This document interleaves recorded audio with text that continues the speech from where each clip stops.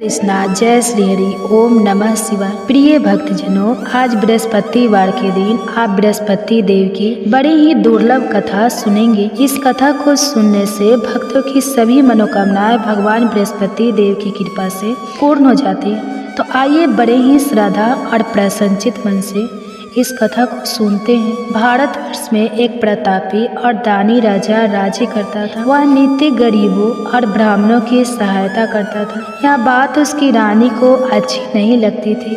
वह ना ही गरीबों को दान देती, ना ही भगवान का पूजन करती थी और राजा को भी दान देने से मना किया करती थी।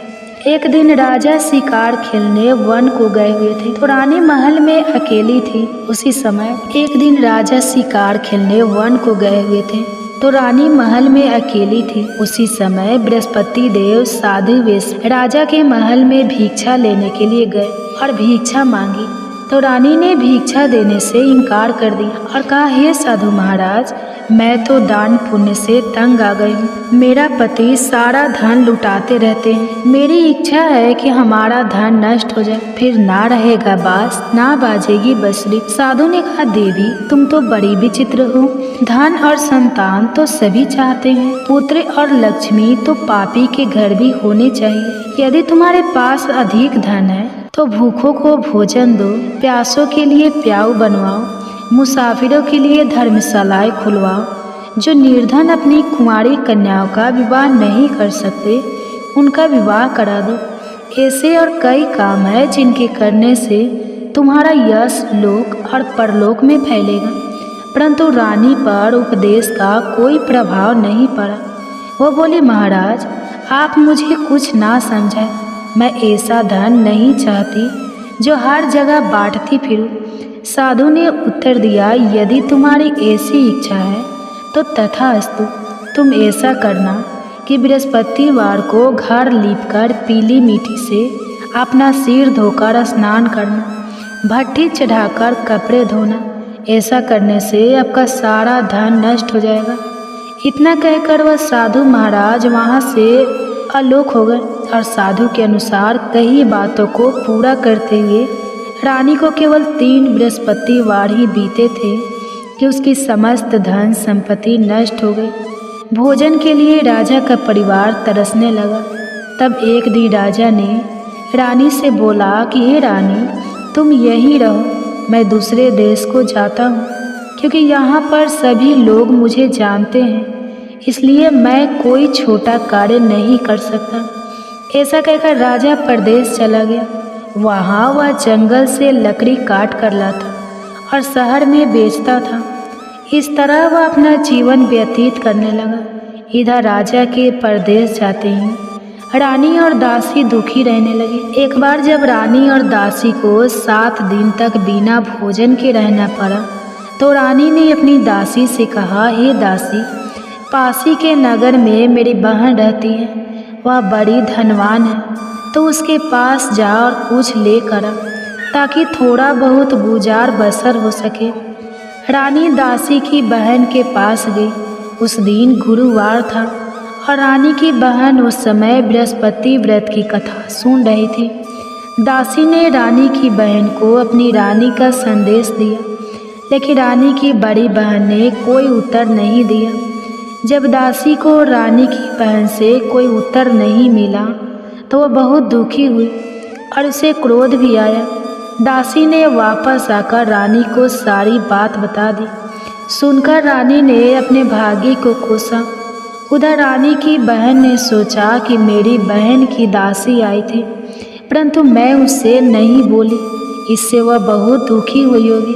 कथा सुनकर और पूजन समाप्त करके वह अपनी बहन के घर आई और कहने लगी, हे बहन, मैं बृहस्पतिवार का व्रत कर रही थी, तुम्हारी दासी मेरे घर आई थी, परंतु जब तक कथा होती है तब तक ना तो उठते हैं और ना ही बोलते हैं, इसलिए मैं नहीं बोली। कहो दासी क्यों गई थी? रानी बोली, बहन तुमसे क्या छुपाओ, हमारे घर में खाने तक को अनाज नहीं था। ऐसा कहते कहते रानी की आंखें भर आई। उसने दासी समेत पिछले 7 दिनों से भूखे रहने तक की बात अपनी बहन को विस्तार पूर्वक सुना दी। रानी की बहन बोली, देखो बहन, भगवान बृहस्पति सबकी मनोकामना को पूर्ण करते हैं। देखो शायद तुम्हारे घर में अनाज रखा हो।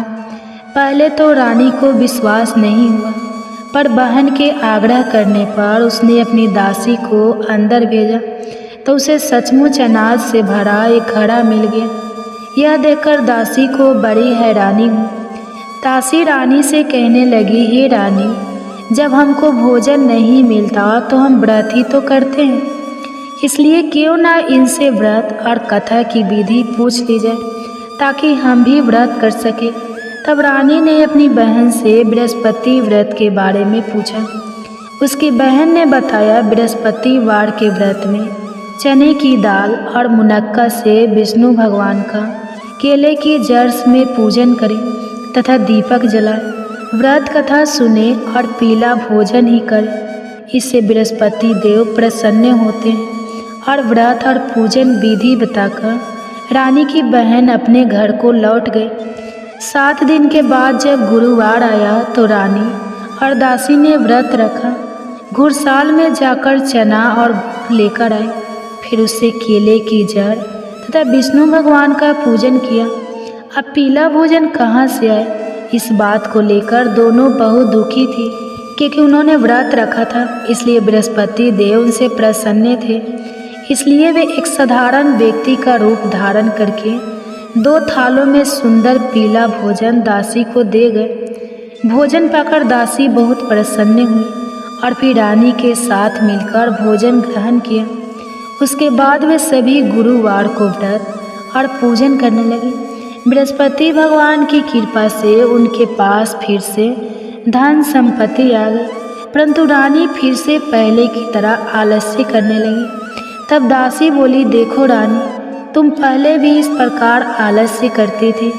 तुम्हें धन रखने में कष्ट होता था, इस कारण सभी धन नष्ट हो गया, और अब जब भगवान बृहस्पति की कृपा से धन मिला है तो तुम्हें फिर से आलस्य होता है।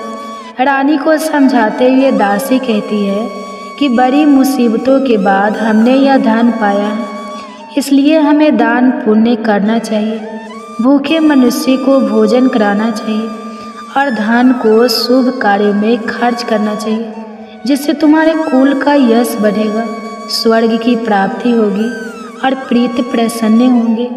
दासी की बात मानकर रानी अपना धन शुभ कार्यों में खर्च करने लगी, जिससे पूरे नगर में उसका यश फैलने लगा। उधर एक दिन राजा दुखी होकर जंगल में एक पेड़ के नीचे आसन जमाकर बैठ गया। वह अपनी दशा को याद करके व्याकुल होने लगा। बृहस्पतिवार का दिन था। एकाएक उसने देखा कि निर्जल वन में एक साधु प्रकट हुए। वह साधु वेश में स्वयं बृहस्पति देवता थे। लकड़हारे के सामने आकर बोले, हे लकड़हारे, इस सुनसान जंगल में तो इतना चिंता मग्न क्यों बैठा है? लकड़हारे ने दोनों हाथ जोड़कर प्रणाम किया और उत्तर दिया, महात्मा जी, आप सब कुछ जानते हैं, मैं क्या कहूँ? यह कहकर रोने लगा और साधु को अपनी आत्मकथा सुनाई। महात्मा जी ने कहा, तुम्हारी स्त्री ने बृहस्पतिवार के दिन बृहस्पति भगवान का निरादर किया है, जिसके कारण रुष्ट होकर उन्होंने तुम्हारी यह दशा कर दी। अब तुम चिंता को दूर करके मेरे कहने पर चलो तो तुम्हारे सब कष्ट दूर हो जाएंगे और भगवान पहले से भी अधिक संपत्ति देंगे। तुम बृहस्पतिवार के दिन कथा किया करो। 2 पैसे के चने मुनक्का लाकर उसका प्रसाद बनाओ और शुद्ध जल से लोटे में शक्कर मिलाकर अमृत तैयार करो। कथा के पश्चाताप अपने सारे परिवार और सुनने वाले प्रेमियों में अमृत और प्रसाद को बांटकर खुद भी ग्रहण करो। ऐसा करने से भगवान तुम्हारी सब मनोकामनाएं पूरी करेंगे। साधु के ऐसे वचन सुनकर लकड़हारा बोला, हे प्रभु, मुझे लकड़ी बेचकर इतना पैसा नहीं मिलता जिससे भोजन के उपरांत कुछ बचा सकूं। मैंने रात्रि में अपनी स्त्री को व्याकुल देखा है। मेरे पास कुछ भी नहीं जिससे मैं उसकी खबर मंगा सकूं, और फिर मैं बृहस्पति देव की क्या कहानी सुनूं? मुझको तो कुछ भी मालूम नहीं है। साधु ने कहा, हे लकड़हारी, तुम किसी बात की चिंता मत करो।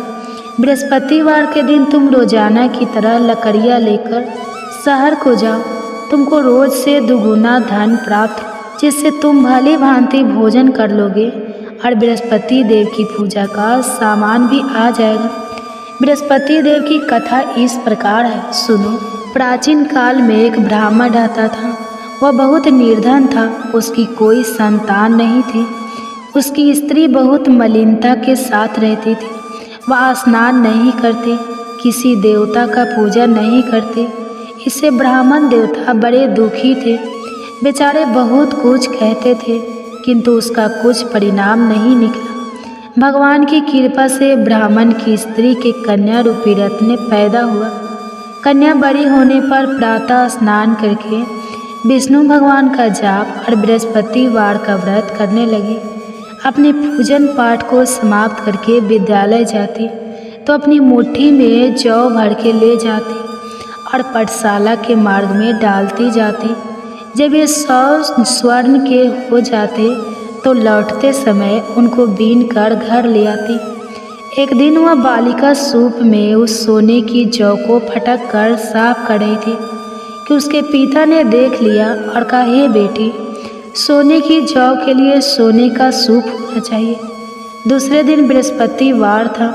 इस कन्या ने व्रत रखा और बृहस्पति देव से प्रार्थना करके कहा, मैंने आपकी पूजा सच्चे मन से की है, तो मेरे लिए सोने का सूप दे दो। बृहस्पति देव ने उसकी प्रार्थना स्वीकार कर ली। रोजाना की तरह वह कन्या जौ फैलाती हुई जाने लगी। जब लौटकर जौ बीन रही थी तो बृहस्पति देव की कृपा से सोने का सूप मिला। उसे वह घर ले आई और उसमें जौ साफ करने लगी, परंतु उसकी माँ का वही ढंग रहा।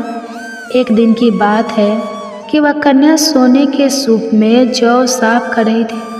उस समय उस शहर का राजपूत वहां से होकर निकला।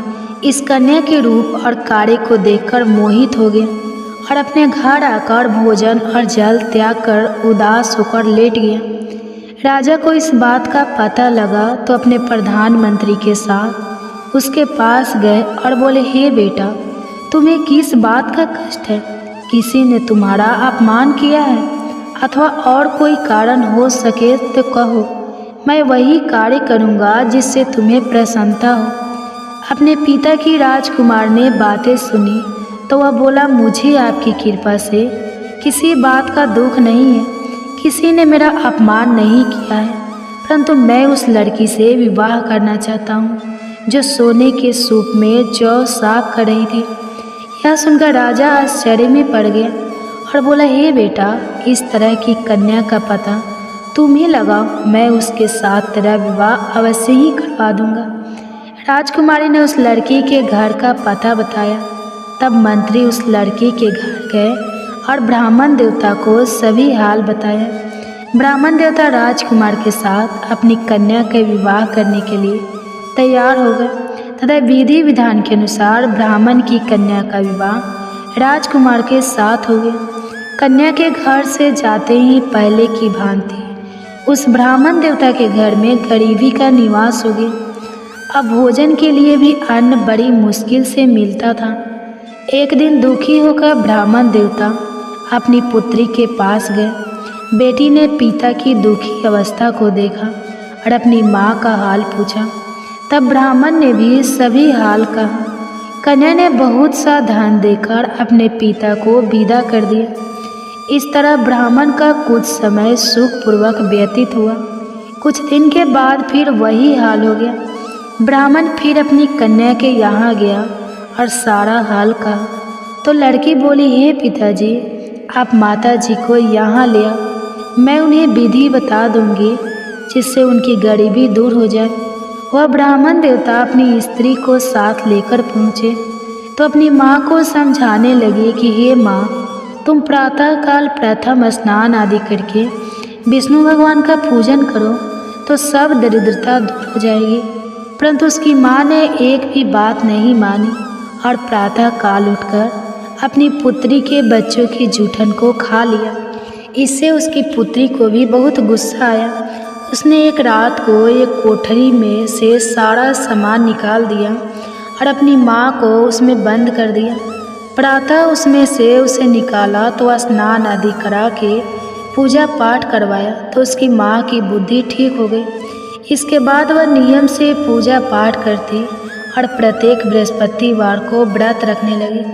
इस व्रत के प्रभाव से उसके माता और पिता बहुत ही धनवान और पुत्रवान हो गए और बृहस्पति देवता के प्रभाव से इस लोक के सुख को भोगकर अंत में स्वर्ग को प्राप्त। इस तरह कहानी कहकर साधु देवता वहाँ से अंतर्ध्यान हो गए। धीरे धीरे समय व्यतीत होने पर फिर वही बृहस्पतिवार का दिन आया। लकड़हारा जंगल से लकड़ी काटकर किसी शहर में बेचने गया। उसे उस दिन और दिन से अधिक पैसा मिला। राजा ने चना गुड़ आदि लाकर गुरुवार का व्रत किया। उस दिन से उसके सभी क्लेश दूर हो गए। परंतु जब दोबारा गुरुवार का दिन आया तो बृहस्पतिवार का व्रत करना भूल गया। इस कारण बृहस्पति भगवान नाराज हो गए। उस दिन उस नगर के राजा ने विशाल यज्ञ का आयोजन किया था तथा शहर में यह घोषणा करा दी कि कोई भी मनुष्य अपने घर में भोजन ना बनवाए, न आग जलाए। समस्त जनता मेरे यहाँ भोजन करने आए। इस आज्ञा को जो ना मानेगा उसे फांसी की सजा दी जाएगी। इस तरह की घोषणा संपूर्ण नगर में करवा देगी। राजा की आज्ञा के अनुसार शहर के सभी लोग भोजन करने गए, लेकिन लकड़हारा कुछ देर से पहुंचा, इसलिए राजा उसको अपने साथ घर ले गए और ले जाकर भोजन करा रहे थे तो रानी की दृष्टि उस खूंटी पर पड़ी जिस पर उसका हार लटका हुआ था। वह वहाँ पर दिखाई नहीं दिया। रानी ने निश्चय किया कि मेरा हार इस मनुष्य ने चुरा लिया है। उसी समय सिपाहियों को बुलाकर उसको कारागार में डलवा दिया। जब लकड़हारा कारागार में पड़ गया और बहुत दुखी होकर विचार करने लगा कि ना जाने कौन से पूर्व जन्म के कर्म से मुझे यह दुख प्राप्त हुआ है, और उसी साधु को याद करने लगा जो कि जंगल में मिला था। उसी समय तत्काल बृहस्पति देव साधु के रूप में प्रकट हुए और उसकी दशा को देखकर कहने लगे, अरे मूर्ख, तूने बृहस्पति देव की कथा नहीं करी, इस कारण तुझे दुख प्राप्त हुआ है। अब चिंता मत कर। बृहस्पतिवार के दिन कारागार के दरवाजे पर 4 पैसे पड़े मिलेंगे, उनसे तू बृहस्पति देव की पूजा करना, तेरे सभी कष्ट दूर हो जाएंगे। बृहस्पतिवार के दिन उसे 4 पैसे मिले।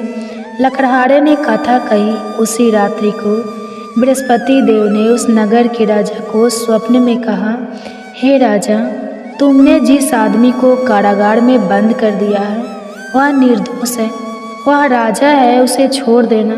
रानी का हार उसी खूंटी पर लटका है। अगर तू ऐसा नहीं करेगा तो मैं तेरे राज्य को नष्ट कर दूंगा।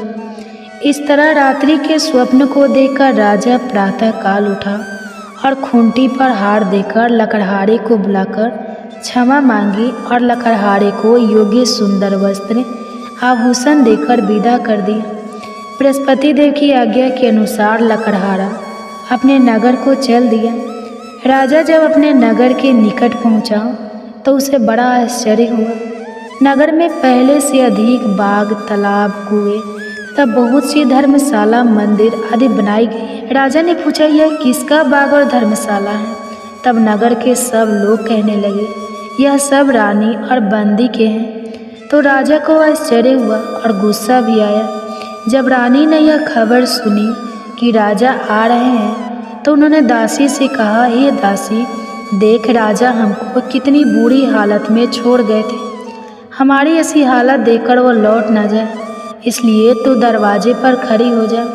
आगे के अनुसार दासी दरवाजे पर खड़ी हो गई। दासी दरवाजे पर खड़ी हो गई। राजा आए तो उन्हें अपने साथ लेकर आई। तब राजा ने क्रोध करके अपनी रानी से पूछा कि यह धन तुम्हें कैसे प्राप्त हुआ है?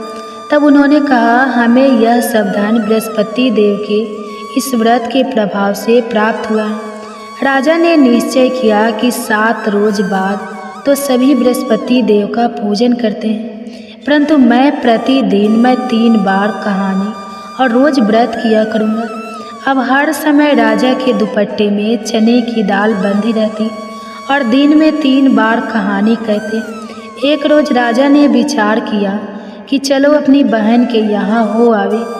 इस तरह निश्चय करके राजा घोड़े पर सवार होकर अपनी बहन के यहाँ को चलने लगा। मार्ग में उसने देखा कि कुछ आदमी एक मुर्दे को लिए जा रहे हैं। उन्हें रोककर राजा कहने लगा, अरे भाइयों, मेरी बृहस्पति देव की कथा सुन लो। वे बोले, लो, हमारा तो आदमी मर गया है, इसको अपनी कथा की पड़ी है। परंतु कुछ आदमी बोले, अच्छा कहो, हम तुम्हारी कथा भी सुनेंगे। राजा ने दाल निकाली और जब कथा आधी हुई थी कि मुर्दा हिलने लगा और जब कथा समाप्त हो गई तो राम राम करके मनुष्य उठकर खड़ा हो गया। आगे मार्ग में उसे किसान खेत में हल चलाता मिला तो राजा ने उसे देखकर बोला, अरे भैया, तुम मेरी बृहस्पतिवार की कथा सुन लो। किसान बोला, जब तक मैं तेरी कथा सुनूंगा तब तक 4 हरैया जोत लूँगा, जा अपनी कथा किसी और को सुनाना। इस तरह राजा आगे चलने लगा। राजा के हटते ही बैल पछाड़ खाकर गिर गए और किसान के पेट में बड़ी जोर का दर्द होने लगा। उस समय उसकी माँ रोटी लेकर आई और उसने जब यह देखा तो अपने पुत्र से सब हाल पूछा और बेटे ने सभी हाल कह दिया। तो बुढ़िया दौड़ी दौड़ी उस घुड़सवार के पास गई और उसे बोली कि मैं तेरी कथा सुनूंगी, तू अपनी कथा मेरे खेत पर चलकर ही कहना। राजा ने बुढ़िया के खेत पर जाकर कथा कही, जिसके सुनते ही वह बैल उठकर खड़े हुए तथा किसान के पेट का दर्द भी बंद हो गया। राजा अपनी बहन के घर पहुंचा। बहन ने भाई की खूब मेहमानी की। दूसरे रोज प्रातःकाल राजा जगा तो वह देखने लगा कि सब लोग भोजन कर रहे हैं। राजा ने अपनी बहन से कहा, ऐसा कोई मनुष्य है जिसने भोजन नहीं किया हो? मेरे बृहस्पतिवार की कथा सुन ले। बहन बोली, हे भैया, यह देश ऐसा है कि पहले यहाँ लोग भोजन करते हैं, बाद में अन्य काम करते हैं। अगर कोई पड़ोस में हो तो देख। वह ऐसा कहकर देखने चली गई, परंतु उसे कोई ऐसा व्यक्ति नहीं मिला जिसने भोजन ना किया हो। अतः वह एक कुम्हार के घर गए जिसका लड़का बीमार था। उसे मालूम हुआ कि उनके यहाँ 3 रोज से किसी ने भोजन नहीं किया है। रानी ने अपने भाई की कथा सुनने के लिए कुम्हार से कहा। वह तैयार हो गया। राजा ने जाकर बृहस्पतिवार की कथा कही, जिसको सुनकर उसका लड़का ठीक हो गया। अब तो राजा की प्रशंसा होने लगी। एक रोज राजा ने अपनी बहन से कहा कि हे बहन, हम अपने घर को जाएंगे, तुम भी तैयार हो जाओ। राजा की बहन ने अपनी सास से कहा तो सास ने कहा, हाँ चली जा, परंतु अपने लड़के को मत ले जाना, क्योंकि तेरे भाई की कोई औलाद नहीं है। बहन ने अपने भैया से कहा, हे भैया, मैं तो चलूँगी पर कोई बालक नहीं चलेगा। तो राजा बोला, जब कोई बालक नहीं चलेगा तब तुम ही क्या करोगे? बड़े दुखी मन से राजा अपने नगर को लौट आया। राजा ने अपनी दासी से कहा, हम निर्वंशी हैं, हमारा मुंह देखने का धर्म नहीं है और कुछ भोजन आदि नहीं किया है। रानी बोली, हे प्रभु, बृहस्पति देव ने हमें सब कुछ दिया है, वह हमें औलाद अवश्य देंगे। उसी रात को बृहस्पति देव ने राजा से स्वप्न में कहा, हे राजा, उठो, सभी सोच त्याग दो, तेरी रानी गर्भ से है। राजा को यह बात सुनकर बड़ी खुशी हुई। 9वें महीने में उसके गर्भ से एक सुंदर पुत्र पैदा हुआ। तब राजा बोला, हे रानी, स्त्री बिना भोजन के रह सकती है, पर बिना कहे नहीं रह सकती। जब मेरी बहन आएगी तो मुझसे कुछ मत कहना। रानी ने सुनकर हाँ कर दिया। जब रानी की बहन ने यह शुभ समाचार सुना तो वह बहुत खुश हुई और बधाई लेकर अपने भाई के यहाँ आई। तभी रानी ने कहा, घोड़ा चढ़कर तो नहीं आई है, गधा चढ़कर आई है। राजा की बहन बोली, भाभी, मैं इस प्रकार ना कहती तो तुम्हें औलाद कैसे मिलती? बृहस्पति देव ऐसे ही हैं, जैसी जिसके मन में कामनाएं हैं सभी को पूर्ण करते हैं। जो सद्भावना पूर्वक बृहस्पतिवार का व्रत करता है एवं कथा पढ़ता है अथवा सुनता है, दूसरे को सुनाता है, बृहस्पति देव उनकी सभी मनोकामनाएं पूर्ण करते हैं। बृहस्पति देव उनकी सदैव रक्षा करते हैं। जो संसार में सद्भावना और सच्चे हृदय से बृहस्पति देव का पूजन करते हैं, उनकी सभी मनोकामनाएं उसी प्रकार पूर्ण होती हैं। जैसे राजा और रानी ने बृहस्पति देव की कथा का गुणगान किया, उनकी सभी इच्छाएं बृहस्पति देव ने पूर्ण की। मनुष्य के हृदय से उनका मनन करते हुए जयकारा करना चाहिए। तो प्रेम से बोलिए बृहस्पति देव की जय, विष्णु भगवान की जय, समस्त देवी देवताओं की जय। अब आप भगवान बृहस्पति देव की आरती श्रवण कीजिए। ओम जय बृहस्पति देवा, जय बृहस्पति देवा, छिने भिने भोग लगाऊ फल मेवा। ओम जय बृहस्पति देवा, तुम्हें पूर्ण परमात्मा, तुम्हें अंतर्यामी, जगत पिता जगदीश्वर, तुम सबके स्वामी। ओम जय बृहस्पति देवा, चरणामृते निज निर्मल, सभी पातक हरता, सकल मनोरथ दायक, कृपे करो भरता। ओम जय बृहस्पति देवा, तन मन धन अर्पण कर, जो जन शरण पड़े, प्रभु पड़े कटे तब होकर, आकर द्वार खड़े। ओम जय बृहस्पति देवा, दीन दयाल दयानिधि, भक्तन हितकारी, पापे दोषी सबे हरता, भवे बंधन हारी। ओम जय बृहस्पति देवा, संकल मनोरथ दायक, सब शयन तारी, विषय विकार मिटाओ, संतन सुखकारी। ओम जय बृहस्पति देवा, जो कोई बृहस्पति जी की करे आरती, धन जन सुख सबे पालेता। ओम जय बृहस्पति देवा, जय बृहस्पति देवा। तो प्रेम से बोलिए बृहस्पति देव महाराज की जय।